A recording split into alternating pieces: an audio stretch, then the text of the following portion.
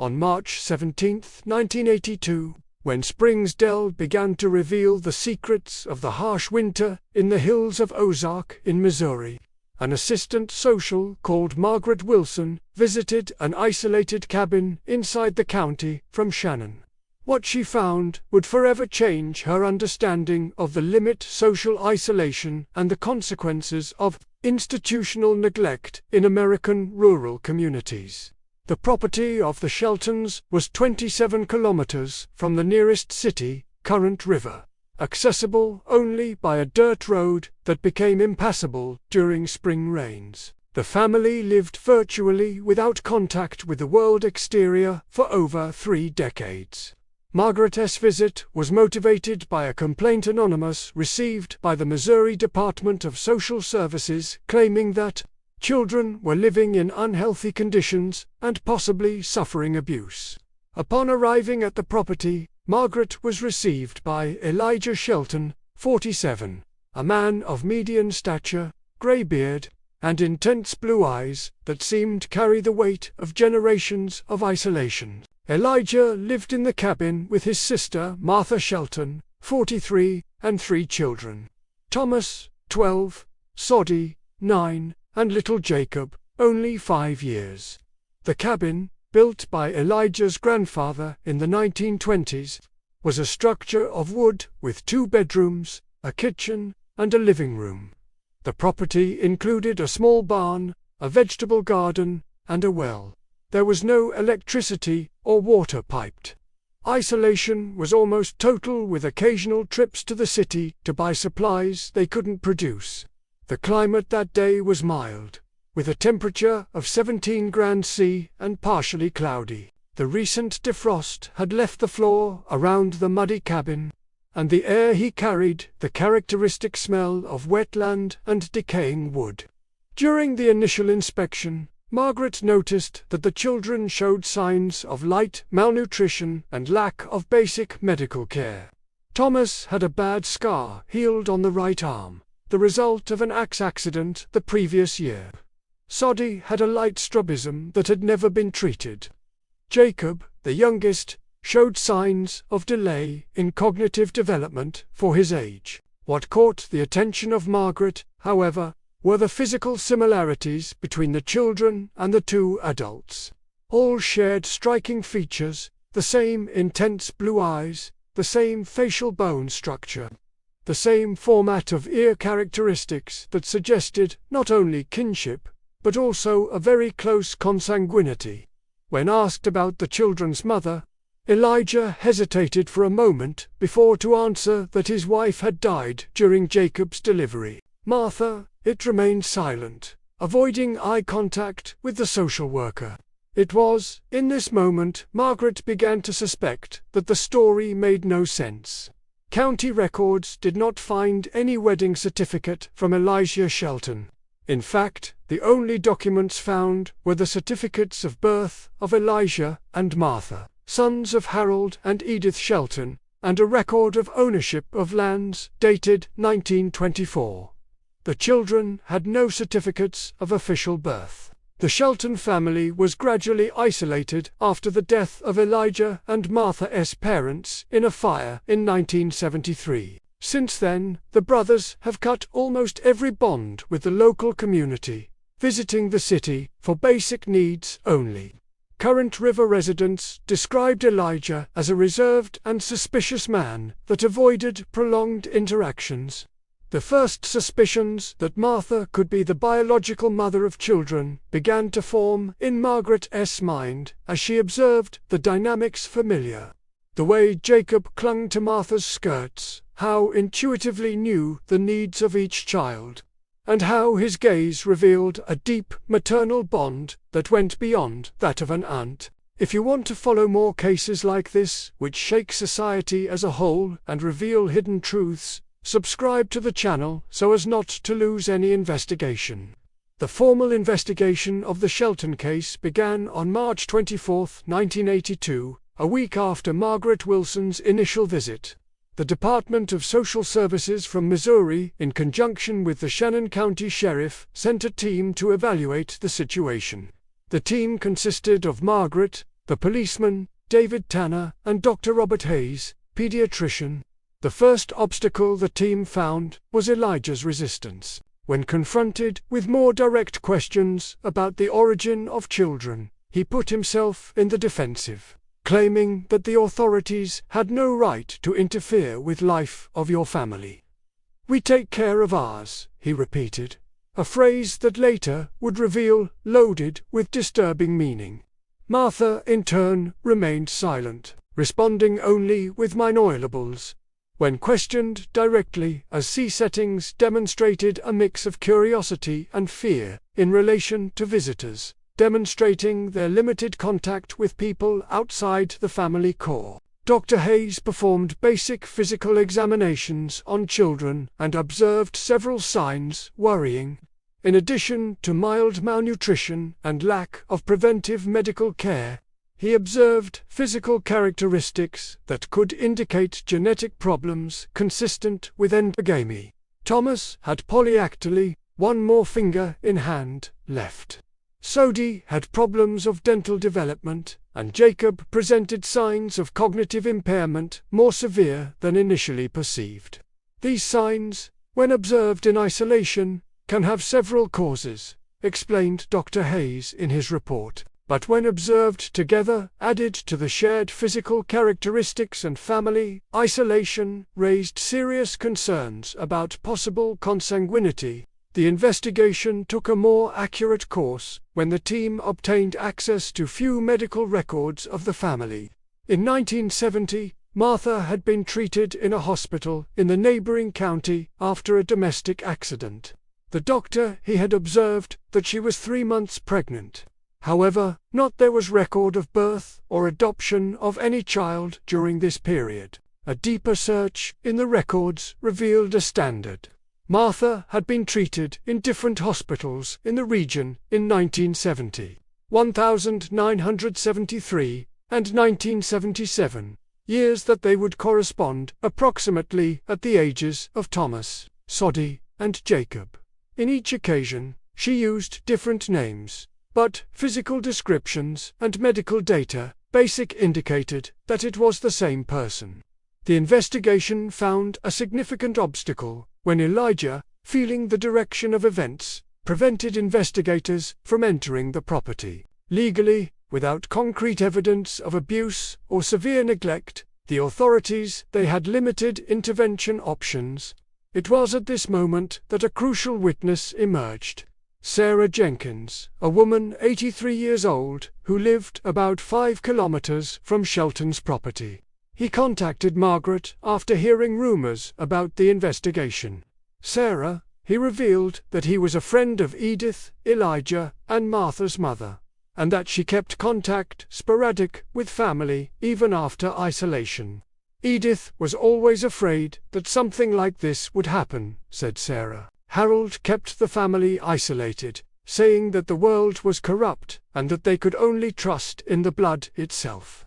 When they died in that fire, I tried to help boys, but Elijah was already very similar to his father, suspicious, hostile.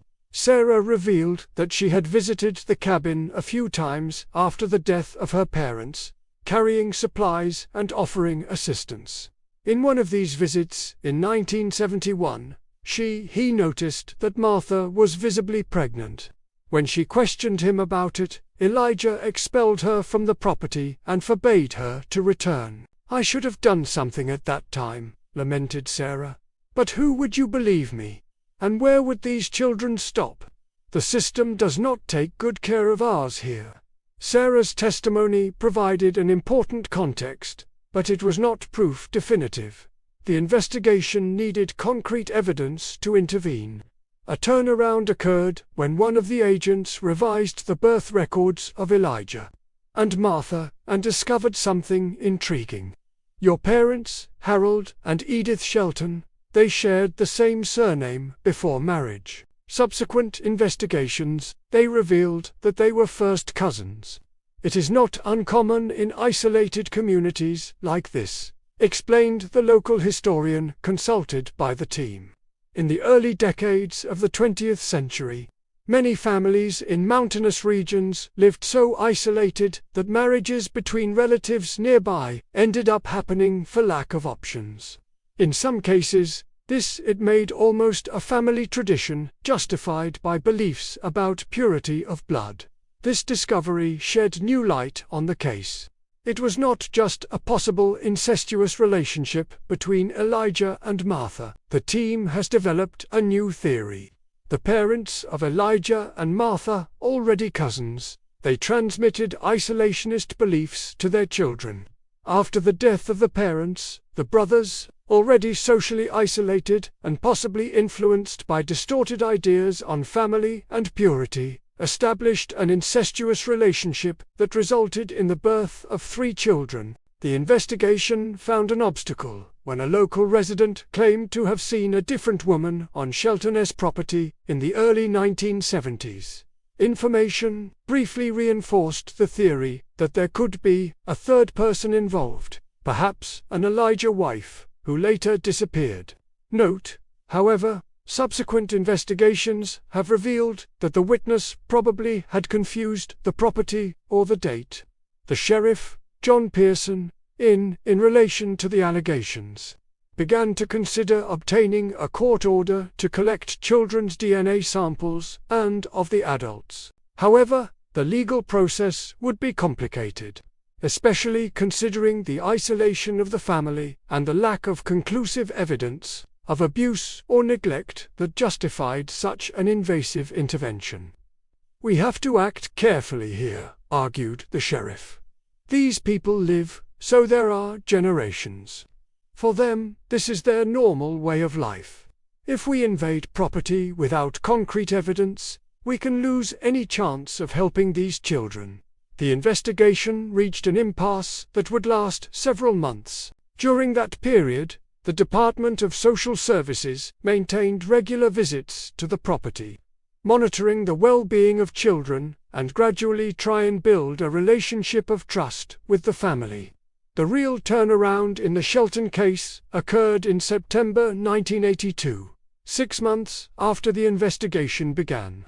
During one of your routine visits to the property, Margaret Wilson noticed that Jacob, the youngest, had high fever and presented signs of a severe respiratory infection. Despite Elijah's initial resistance, she managed to convince him to allow the child to be taken to the hospital in West Plains, the largest and next city.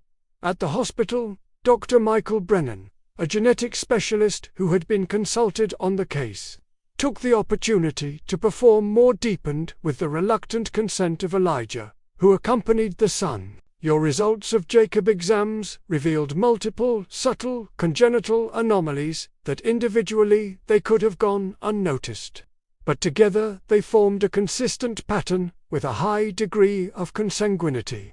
The genetic markers we are observing here, Dr. Brennan told research team, are typical of children born in relationships between first-degree brothers. There is excessive homozygosis for a relationship between cousins, even first-degree cousins. During the 2 weeks of Jacob's hospitalization due to complications of pneumonia, Martha remained constantly by her side, demonstrating a maternal care and striking anxiety.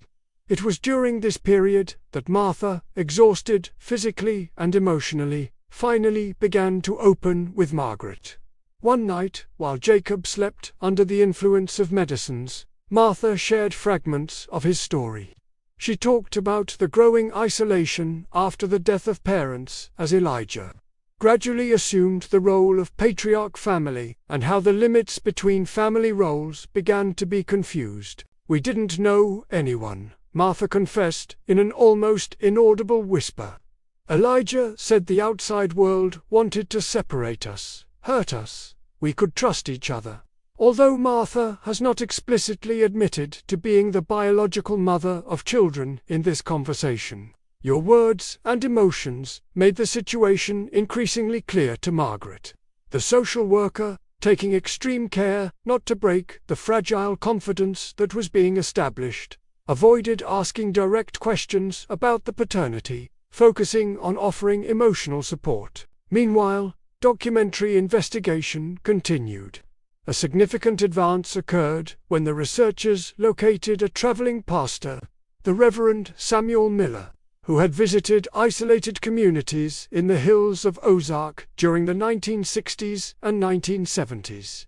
The Reverend Miller kept detailed daily visits, including observations on the families I found. At an entrance dated June 1969, he described a visit to the property of Shelton. "I visited the Shelton family today. Your parents recently died in circumstances tragic, leaving 2 adult children, Elijah, 34, and Martha, 30. I found them living in extreme poverty and isolation. I offered spiritual and material assistance, but I was received with suspicion, especially by the young Elijah. Something in the dynamics between the brothers seemed disturbing to me. Martha looked submissive, almost fearful. Tamar, that without the moderating influence of their parents, as isolationists as they were, the situation can deteriorate. I intend to go back, but I confess that I was feeling powerless." A later entrance from April 1971 was even more revealing. "I returned to Shelton property after almost 2 years. I was prevented from entering by Elijah, who seemed even more hostile and paranoid. From afar, I could see Martha briefly. She seemed to be in advanced state of pregnancy.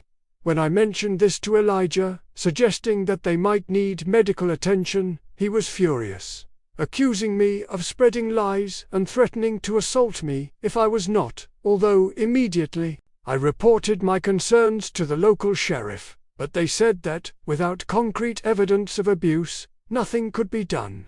These mountains keep their secrets, and I fear that some of them are too dark to support the light of day." Reverend Miller's diary provided the first contemporary evidence of Martha's pregnancy, corroborating suspicions of the investigation. Another crucial event occurred when the authorities managed to locate medical records from a Springfield hospital, where Martha had been treated in 1977 under the name Mary Smith. The records confirmed that it had been hospitalized in advanced labor and given to lighter boy with multiple health complications, including breathing problems and a slight cardiac defect. The date of birth coincided with the approximate age of Jacob. The medical team of the time noticed concerns about possible abnormalities, genetic, and suggested more tests. But Mary Smith left the hospital against the medical advice as soon as your condition and that of the baby stabilized. While Jacob recovered at the hospital, Dr. Brennan, with Judicial Authorization Limited, performed additional examinations that revealed that the boy had a condition, rare genetics, called Apert syndrome, characterized by skull malformations, face, hands, and feet. This syndrome can occur spontaneously, but its incidence increases significantly in cases of close consanguinity. Based on the new evidence, Judge Ellenina Simmons issued a warrant authorizing DNA tests in all Shelton children and adults. The results obtained in November 1982, they were conclusive. Elijah was the biological father and Martha, the biological mother of the 3 children. Leave a comment. Never give up on the truth if you believe all cases of family abuse deserve to be investigated, no matter how isolated the community. On December 7, 1982, based on genetic evidence and testimonials collected, Elijah Shelton was formally accused of incest, a Class D crime in Missouri, punishable with up to 4 years in prison. Martha considered victim due to evidence of prolonged psychological coercion. It did not face accusations criminal, but their ability to take care of the children was questioned in court. Elijah Shelton's trial began in February 1983 and attracted significant regional media attention, despite efforts to keep the case relatively discreet and protect the privacy of children. The Shannon County Court hosted one of the most complex and morally challenging cases in his history. During the trial, Elijah's defense, led by public defender Gerald Thompson, He argued that extreme isolation and the dysfunctional environment in which he had been created had compromised their ability to discern norms, basic social and morals. Thompson presented evidence that Harold and Edith Shelton, parents of Elijah and Martha, had deliberately isolated their children, depriving them of formal education and normal social contact. The defendant, argued Thompson, is the product of isolation generations, and possibly from previous, and he himself is the son of first cousins who created him, believing that the outside world was hostile and that the family should remain introspective. The accusation represented by Amanda Lewis recognized the circumstances attenuating, but maintained that Elijah understood the nature,